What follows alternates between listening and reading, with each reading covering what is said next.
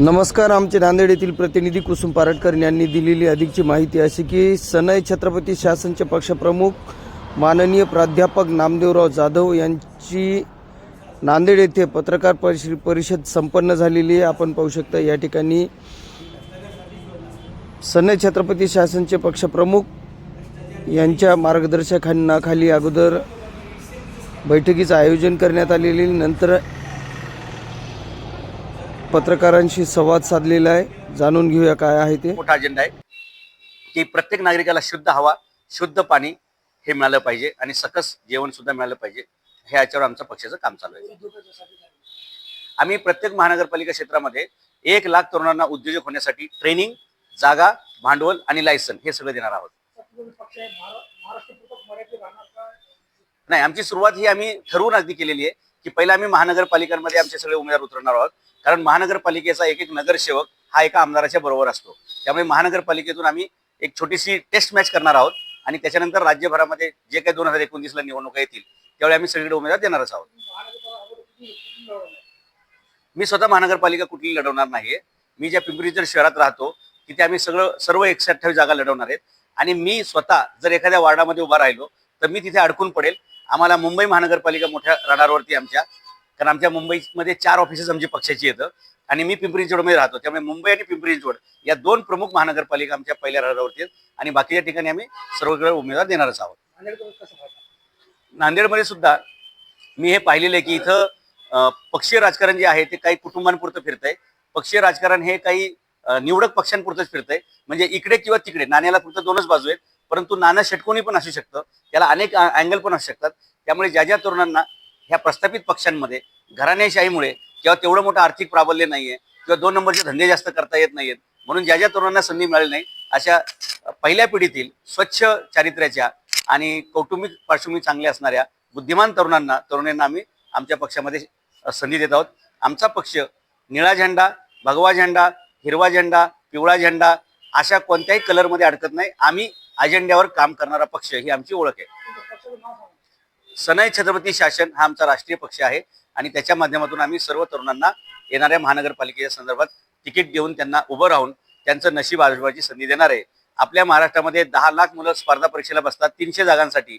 खरं तर लोकशाहीचा हा उत्सव आहे. प्रत्येक वॉर्डामध्ये शेकडो पोरांनी फॉर्म भरले पाहिजेत. आणि मला सांगा ना, फॉर्म भरायला किती पैसे लागतात? 2,500 रुपये. तिकडे तुम्ही 3-3, 4-4 वर्ष, 5-5 वर्ष तयारी करता आणि परीक्षाच होत नाहीये. इथं मात्र इकडे तुम्ही फॉर्म भरला की 15 दिवसात तुमचा निकाल आहे. जर तुम्हाला राजकीय यश मिळालं, तुम्हाला असं वाटलं की आपल्याला हे जमतंय, ओके, तर तुम्ही नक्कीच नगरसेवक, पुढे आमदार, पुढे मंत्री, खासदार हे सगळं होऊ शकतात. पण या तरुणांना कुठेच संधी मिळू नये यासाठी काय करतात प्रस्थापित राजकारणी? एकाच कुटुंबातले 4 लोक वेगळ्या 4 पक्षात जातात आणि सगळीकडच्या संधी त्या तरुणांसाठी ब्लॉक करतात. आम्ही याच्यातून हे मार्ग काढलेला आहे की या तरुणांना नवीन व्यासपीठ, नवीन संधी कोणीच देत नाही, ती आम्ही देत आहोत आणि घराणेशाहीच्या आम्ही विरोधात आहोत. त्यामुळे आम्ही संधी देणार आहोत.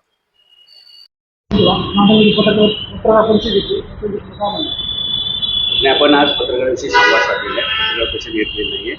एकंदरीत देशाचं भविष्य काय असू शकतं, तरुणांचं भविष्य कसं असलं पाहिजे आणि जेव्हा कोणत्या निवडणुका लागतात त्यावेळी राजकीय पक्षांची ध्येय धोरणं कशी असली पाहिजेत या संदर्भात आपण जो काही पत्रकारांशी दिलखुलास गप्पांचा जो कार्यक्रम होता त्या माध्यमातून आपण संवाद साधलेला आहे. आणि नांदेड शहरातील खूप लोकांनी आमच्याकडे तिकीटसाठी पहिलीच देखील होत्या, मागणी होत्या आणि त्या अनुषंगानेच आम्ही नांदेड शहराचा दौरा केला होता. आणि नक्कीच आम्ही या महानगरपालिकेमध्ये सर्व होतपूर्व सुशिक्षित तरुणांना जात पात रहित आमचा ही आमची पक्षाची ओळख आहे. जात, धर्म, पक्ष, प्रांत, भाषा याच्या पुढे जाऊन तरुणांना काहीतरी द्यावा असा आमचा विचार आहे. त्याला या महाराष्ट्रातील तरुण खूप चांगला प्रतिसाद देत आहेत आणि त्यामुळे आम्ही 29 ते 29 सर्व महानगरपालिका सोबळावरती लढवणार आहोत. नांदेड ते सिंगापूर असं स्वप्न दाखवत आहे नांदेडकरांना. हो, आम्ही जो सिंगापूरचा अभ्यास दौरा जो केला त्याचं स्वप्नच आमचं ते होतं की या शहरातील, या देशातील, महाराष्ट्रातील जेवढ्या महानगरपालिका आहेत त्या सिंगापूर या देशा एवढ्या येतात. जर साईज आपण त्यांची पकडली किंवा लोकसंख्या पकडल्या तर त्यामुळे सिंगापूर हे रोल मॉडेल नजरेसमोर ठेवून आम्ही प्रत्येक शहराचं सिंगापूर कसं करता येईल तो आमचा प्रयत्न आहे. शहराचं सिंगापूर कसं म्हणजे थोडक्यात मी सांगेल, भ्रष्टाचारमुक्त यंत्रणा असली पाहिजे, खड्डेमुक्त रस्ते असले पाहिजेत, गटारमुक्त परिसर असले पाहिजेत, डासमुक्त परिसर असले पाहिजेत, भ्रष्टाचारमुक्त सगळं शासन असलं पाहिजे आणि नागरिकांना त्यांची कामं 24 तासात झालेली अपेक्षित आहेत. शिवाय प्रदूषणावरती जास्त काम करावं लागेल. कोणताही राजकीय पक्ष वायू प्रदूषणावर बोलत नाहीये, परंतु आपल्याला जे काही रस्त्यावरती उडणारी धूळ आहे, कचरा जाळला जातो, या सगळ्यांमुळे जो काही PM 2.5 असा जो धुळीकणाचा एक छोटा कण असतो, जो आपल्या केसापेक्षाही 10 पट छोटा असतो आणि जो लोकांच्या नाकातून श्वासातून जाऊन लंग्समध्ये अडकतो आणि त्याच्यामुळे माणसाला फुफ्फुसाचे कॅन्सर होतात, फुफ्फुसाचे रोग होतात, 20 वर्षांनी आपलं आयुष्य कमी होतं. तो आमचा सगळ्यात मोठा अजेंडा आहे की प्रत्येक नागरिकाला शुद्ध हवा, शुद्ध पाणी हे मिळालं पाहिजे आणि सकस जेवण सुद्धा मिळालं पाहिजे. याच्यावर आमचा पक्षाचं काम चालू आहे. उद्योगाच्यासाठी काय मिळतं? आम्ही प्रत्येक महानगरपालिका क्षेत्रामध्ये 1 लाख तरुणांना उद्योजक होण्यासाठी ट्रेनिंग, जागा, भांडवल आणि लायसन्स हे सगळं देणार आहोत. पक्ष महाराष्ट्रात मराठी राहणार का? नाही, आमची सुरुवात ही आम्ही ठरवून आधी केलेली आहे की पहिला आम्ही महानगरपालिकांमध्ये आमचे सगळे उमेदवार उतरणार आहोत. कारण महानगरपालिकेचा एक एक नगरसेवक हा एका आमदाराच्या बरोबर असतो. त्यामुळे महानगरपालिकेतून आम्ही एक छोटीशी टेस्ट मॅच करणार आहोत आणि त्याच्यानंतर राज्यभरामध्ये जे काही 2029ला निवडणुका येतील त्यावेळी आम्ही सगळे उमेदवार देणारच आहोत. तुम्ही महानगरपालिका अगोदर कुठून लढवणार? मी स्वतः महानगरपालिका कुठली लढवणार नाही. मी ज्या पिंपरी शहरात राहतो तिथे आम्ही सर्व 128 जागा लढवणार आहेत आणि मी स्वतः जर एखाद्या वार्डामध्ये उभा राहिलो तर मी तिथे अडकून पडेल. आम्हाला मुंबई महानगरपालिका मोठ्या रडारवरती आमच्या, कारण आमच्या मुंबईमध्ये 4 ऑफिसेस आमची पक्षाची येतं आणि मी पिंपरी चिंचवडमध्ये राहतो. त्यामुळे मुंबई आणि पिंपरी चिंचवड या 2 प्रमुख महानगरपालिका आमच्या पहिल्या रडारवरती आहेत आणि बाकीच्या ठिकाणी आम्ही सर्वत्र उमेदवार देणारच आहोत. नांदेडकर कसं पाहता? नांदेडमध्ये सुद्धा मी हे पाहिलेलं आहे की इथं पक्षीय राजकारण जे आहे ते काही कुटुंबांपुरतं फिरतंय. पक्षीय राजकारण हे काही निवडक पक्षांपुरतंच फिरतंय. म्हणजे इकडे किंवा तिकडे, नाण्याला फक्त 2च बाजू आहेत, परंतु नाणं षटकोनी पण असू शकतं, त्याला अनेक अँगल पण असू शकतात. त्यामुळे ज्या तरुणांना या प्रस्थापित पक्षांमध्ये घराणेशाहीमुळे किंवा तेवढं मोठं आर्थिक प्राबल्य नाही आहे किंवा 2 नंबरचे धंदे जास्त करता येत नाहीत, म्हणून ज्या तरुणांना संधी मिळाली नाही अशा पहिल्या पिढीतील स्वच्छ चारित्र्याच्या आणि कौटुंबिक पार्श्वभूमी चांगली असणाऱ्या बुद्धिमान तरुणांना आम्ही आमच्या पक्षामध्ये संधी देत आहोत. आमचा पक्ष निळा झेंडा, भगवा झेंडा, हिरवा झेंडा, पिवळा झेंडा अशा कोणत्याही कलरमध्ये अडकत नाही. आम्ही अजेंड्यावर काम करणारा पक्ष ही आमची ओळख आहे. पक्षाचं नाव सांगा.